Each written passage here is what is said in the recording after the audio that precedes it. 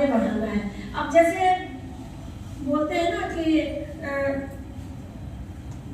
आयुर्वेद में हमने बताया, चाहे औषधीय गुण के बारे में बताया और धर्म संस्कार के बारे में बताया। एक अवस्था आता है जो 0 से 5 साल की उम्र के बच्चों के लिए,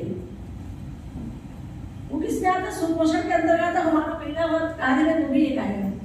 हमको 1 साल तक बच्चों को क्या भोजन देना है, कैसे रखना है, 1 से 5 साल तक के बच्चों को कैसे रखना है, 5 साल से 10 साल के बच्चों को क्या पोषण देना है, 10 साल के बाद कैसे देना है, वो भी ये महिला कार्य के अंतर्गत आता है। बोलते हैं ना 5 साल तक पालो और 5 साल के बाद 10 साल तक ताड़ो, मतलब 5 साल तक आप उसको जैसे वो रहता है उसको रहने दो, जो खेल रहा है, जो फेंक रहा है करने दो, क्योंकि वो सीखने की कोशिश कर रहा है। अब 5 साल से 10 साल तक ताड़ो, यानी अभी तुम गलत काम करो कोई पिटाई होने वाली है।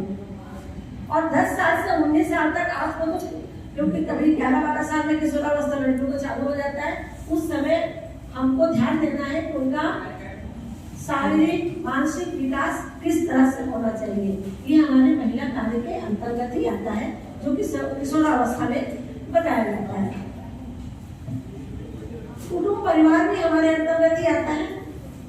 हमको आजकल हस्बैंड वाइफ दोनों जॉब करते हैं, किसी के पास टाइम नहीं है। बच्चों, कभी किसी परिवार में ऐसा हुआ कि सारे बच्चे, माता पिता बच्चे एक साथ भोजन करते हो, आप एक ऐसा संकल्प करिए, एक टाइम भोजन तो कम से कम साथ बैठ कर करो।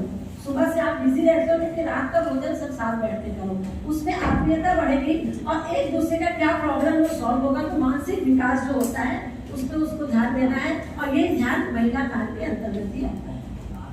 अब आप लोगों को कुछ पूछना है तो मेरे से पूछ सकते हैं कि कहीं नहीं समझ में आ रहा है।